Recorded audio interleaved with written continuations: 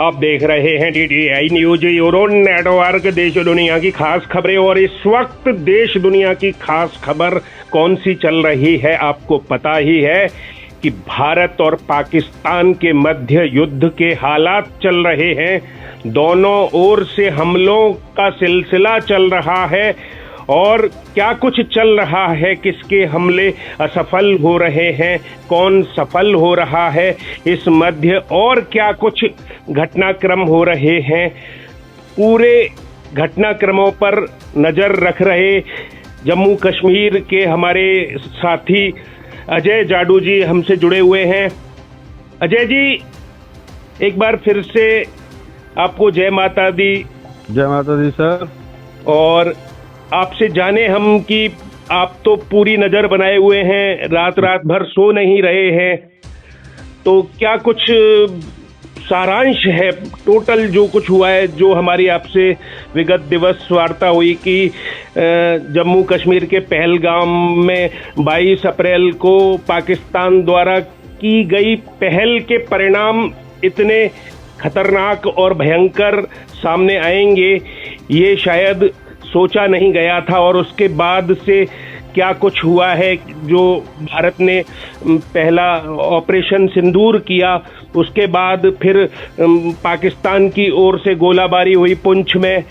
तो वहां से स्टार्ट करते हैं हम, पुंछ से, कि भारत ने जो जवाबी कार्यवाही की उसके प्रति उत्तर में, जवाब में पाकिस्तान ने क्या किया और फिर भारत ने क्या किया, और फिर पाकिस्तान में क्या हुआ है और क्या चल रहा है।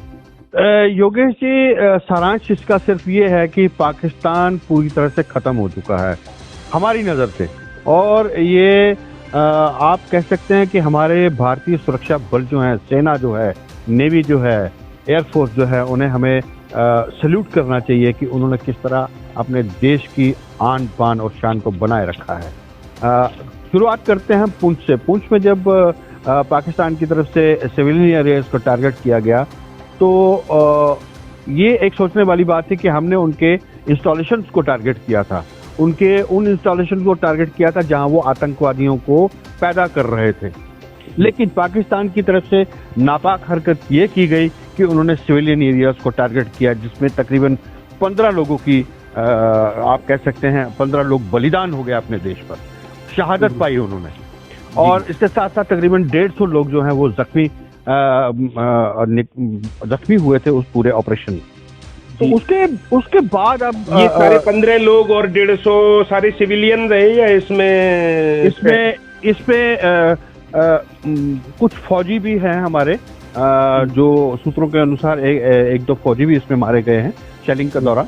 बाकी सिविलियंस जो हैं वो एक कोई दिनेश कुमार हैं हरियाणा के। हाँ जी, बिल्कुल बिल्कुल बिल्कुल, उसमें उनकी भी बात आ रही है। और कोई जी कुछ फौजी भी मतलब शहीद हुए हैं। जी बिल्कुल बिल्कुल, उसमें जो सारा आंकड़ा मिलाया गया है वो 15 के करीब लोगों की जान गई है और 100-150 के करीब लोग जो जख्मी बताए जा रहे थे, जो ऑफिशियल इंफॉर्मेशन आ रही थी। लेकिन उनमें कुछ क्रिटिकली इंजर्ड भी थे, कुछ नॉर्मल इंजर्ड भी थे, लेकिन उन सबका बहुत अच्छे से जो है इलाज किया जा रहा है जम्मू के हॉस्पिटल्स में, पुंछ के हॉस्पिटल्स में।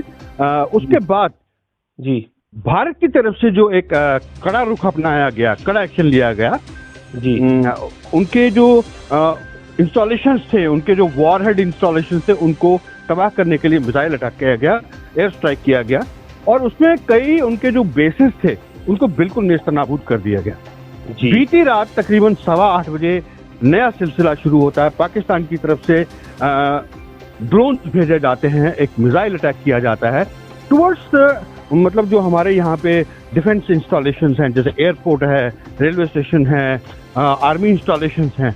लेकिन जी सबसे बड़ी बात यह है कि हमारे पास सैम है, सरफेस टू एयर मिसाइल, जो एक डिस्ट्रक्शन के लिए हमारे पास अपरेटस मौजूद है। मैं तो कहूँगा कि इस सैम को लेकर, surface to air missile destruction power जो हमारे पास है, मुझे लगता है ये हमें सैम मानेकशॉ की याद दिलाता है। ऐसे लग रहा था कि शायद सैम मानेकशॉ की आत्मा उस पूरे जो हमारा सिस्टम है, एयर डिफेंस सिस्टम है, उसमें आके बस गई थी। पाकिस्तान की तरफ से भेजे गए ड्रोन, पाकिस्तान की तरफ से भेजी गई मिसाइलें हवा में ही खत्म कर दी गई इस अपरेटस की साथ, जो ये हमारे पास सिस्टम है, एयर डिफेंस सिस्टम है। न सिर्फ जम्मू कश्मीर वरन राजस्थान और पंजाब में भी हर जगह जहां पे भी पाकिस्तान की तरफ से ड्रोन भेजे गए, जहाज भेजे गए, लड़ाकू विमान भेजे गए, मिसाइलें दागी गई, उन सबको इस surface to air missile destruction power ने खत्म कर दिया हवा में ही, एक को भी धरती पे नहीं आने दिया गया। ये तो रही बात यह है कि वो पुंछ में जरूर कामयाब हो गए, जो जवाबी कार्रवाई भारत ने की एयर स्ट्राइक की पहलगाम के बाद, उसके बाद वे पुंछ में जरूर कामयाब हो गए, लेकिन बाद में उन्हें कोई कामयाबी नहीं मिलने दी गई। बिल्कुल कामयाबी नहीं मिलने दी गई है योगेश जी। उसके बाद सिलसिला शुरू होता है पाकिस्तान पे हमला। जी, भारत ने जो कड़ा कदम उठाया, उन्होंने यहाँ से जो उनके गोले दागे हैं, उसके बाद यहाँ से जो फायरिंग हुई है, क्रॉस फायर, मतलब जो उनको रिटेलिएट किया है, क्योंकि साथ ही साथ एलओसी और आईबी पर पाकिस्तान की तरफ से सीज फायर वायलेशन भी हो गया जी, और उसका मुंह तोड़ जवाब दिया है पाकिस्तान को हमारे आर्मी ने, एयरफोर्स ने जी। उनके तकरीबन मैं कहूँ तो जो मेन बेसिस हैं जी, आर्मी इंस्टॉलेशंस हैं, एयरफोर्स के कुछ बेसिस हैं या उनके डिफेंस सिस्टम्स हैं, उनको नेस्तम नाबूद कर दिया गया, जहां तक हमें सूत्रों से जानकारी मिल रही है। और इसी बीच खबर ये भी निकल के आ रही है कि इस जो अटैक में जो इंडिया ने जो रिटेलिएटरी अटैक किया है, उसमें तकरीबन अभी तक 2000 आतंकवादियों के मारे जाने की खबर भी हमें सूत्रों से मिल रही है। 2000 आतंकियों के मारे जाने की खबर आपको सूत्रों से मिल रही है, ये बड़ी खबर है।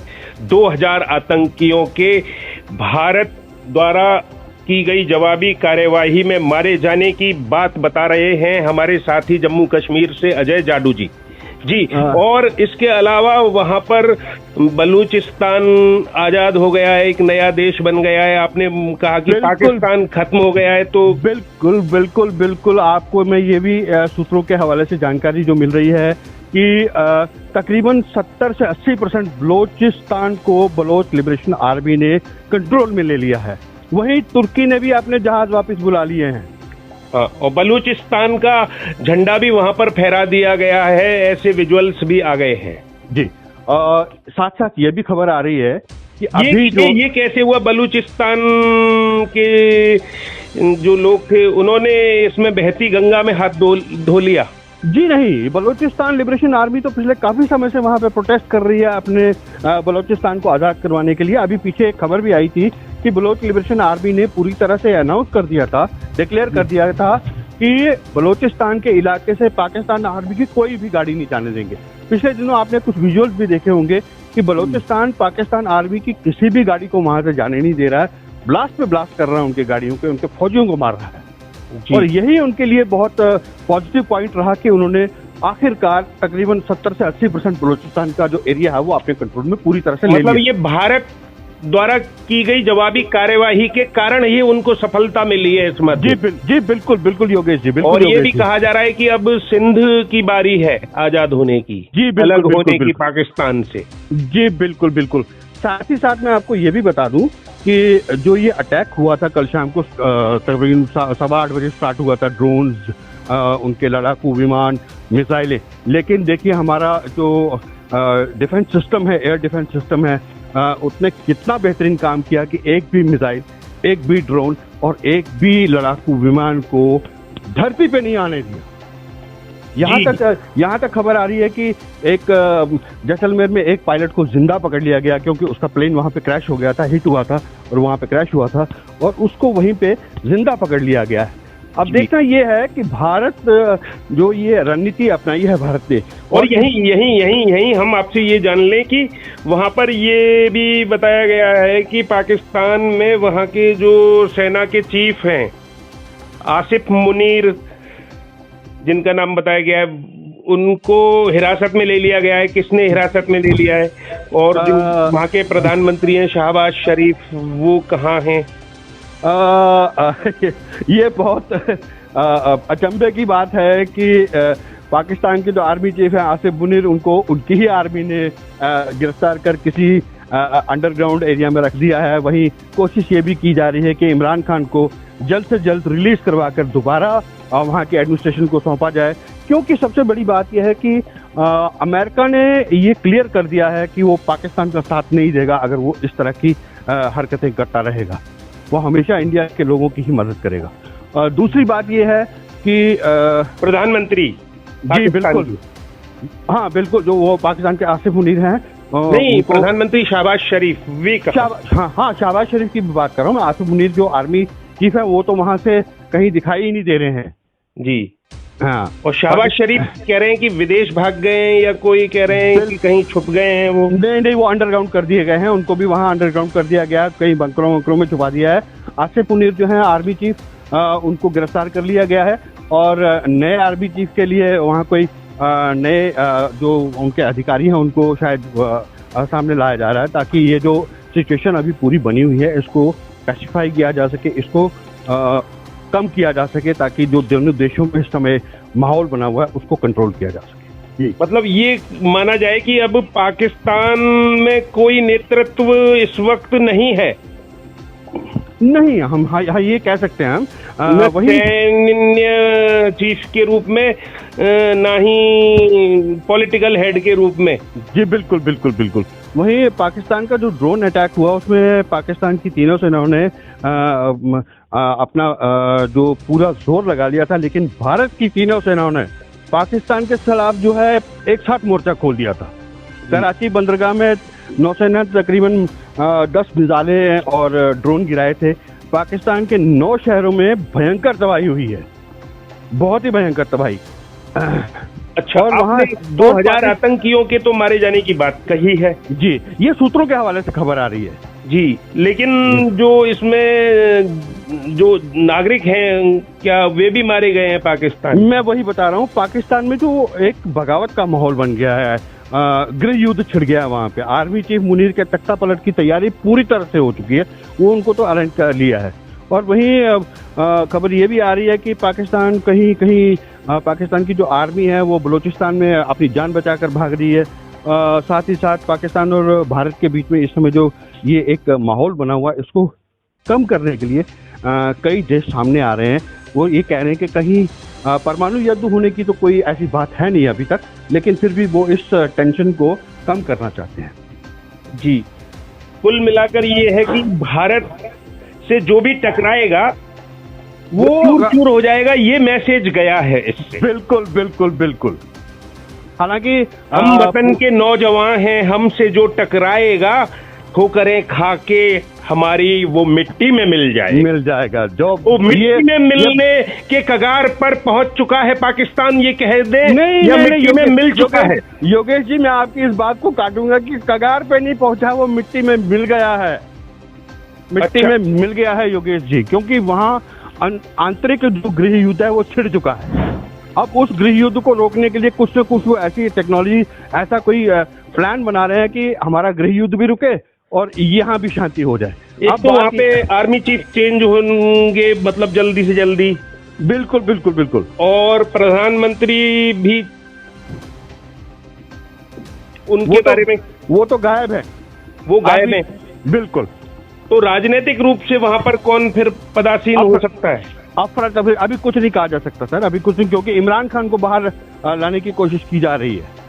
जी जी जी जी। हाँ, क्योंकि इमरान खान को एडमिनिस्ट्रेटिव हेड बनाने के लिए शायद हो सकता है पूरी कोशिश की जा रही है, सो दैट ये जो एस्केलेशन हुआ है सिचुएशन में ये थोड़ा कम हो जी। और जो आपके जम्मू कश्मीर का माहौल है, चूंकि आप ही ज्यादा फेस करते हैं आतंकवाद को। योगेश जी, कल शाम से जब से ये हमला शुरू हुआ था, ये एक्टिविटी शुरू हुई थी, सायरन एकदम से बज गए थे, ब्लैकआउट कर दिया गया था, लोगों में अफरा तफरी मची थी, डर का माहौल पैदा जरूर हुआ था, लेकिन लोग जो है उनका जज्बा देखने वाला था। जिससे भी हम बात कर रहे थे वही कह रहा था, हम देश के लिए मर मिटने के लिए तैयार है, हुक्म किया जाए कि हमने कहाँ जाना है, हमारा क्या काम रहेगा। ये यहाँ के लोगों का जज्बा था। पूरी रात लोग सोए नहीं हैं, क्योंकि पूरी रात ये एक्टिविटी चलती रही है, मिसाइल्स, ड्रोन्स या जेट्स, फाइटर प्लेन्स, इवन कि सुबह 4:30 बजे तक, 4:30 पौने 5 बजे तक ये पूरा सिलसिला चलता रहा है। हम भी जागे हुए थे, हम भी बाहर बैठे हुए थे, सब कुछ देख रहे थे जी। और लेकिन जम्मू कश्मीर के लोगों का जज्बा बहुत ऊंचा है जी। पूरे जोश में वो कह रहे हैं कि हम भारत के साथ खड़े हैं, जहां कहीं हमारी जरूरत पड़े हम खड़े होकर भारत की सेना के साथ कंधे से कंधा मिलाकर लड़ने के लिए तैयार खड़े हैं, देश के लिए अपनी जान देने के लिए तैयार हैं। जय हो, बहुत अच्छा जज्बा है आपका और बहुत सारी जानकारियां हैं आपके पास, गहरी जानकारियां हैं, होनी भी चाहिए क्योंकि आप वरिष्ठ पत्रकार हैं जम्मू कश्मीर के। अजय जाडू जी हमारे साथ जुड़े रहे जिन्होंने बताया कि पाकिस्तान लगभग मिट्टी में मिल चुका है और वहां पर करीब 2000 सैनिक मारे गए, 2000 आतंकी मारे गए हैं और जो वहां के आर्मी चीफ हैं वो भूमिगत कर दिया गया है, उनको हिरासत में ले लिया गया है और यही स्थिति उनकी भी है। प्रधानमंत्री जो है वहां के शहबाज शरीफ, उनका भी कुछ अता पता नहीं है, दोनों ही इस वक्त भूमिगत स्थिति में है और जो वहां पर अराजकता की स्थिति है, बगावत की स्थिति है और जो वहां पर वातावरण है वो बहुत ही, आपने बताया कि भयावह स्थिति है। बलूचिस्तान अलग हो गया है, सिंध की अब बारी बताई जा रही है और भारत पर गर्व जता रहे हैं भारतवासी, जम्मू कश्मीर वासी अपनी जान देने को तैयार हैं भारत के लिए और वे भारत के प्रति आस्थावान हैं पूरी तरह से। तमाम भय के वातावरण के मध्य भी उनमें देशभक्ति का जज्बा है और हमारी सेनाओं को हमारी ओर से, सभी की ओर से, सारे देशवासियों की ओर से सलाम है। आगे देखते हैं और क्या परिदृश्य सामने आता है। बहुत बहुत धन्यवाद आपका अजय जाडू जी। धन्यवाद योगेश जी। जय हिंद। जय हिंद।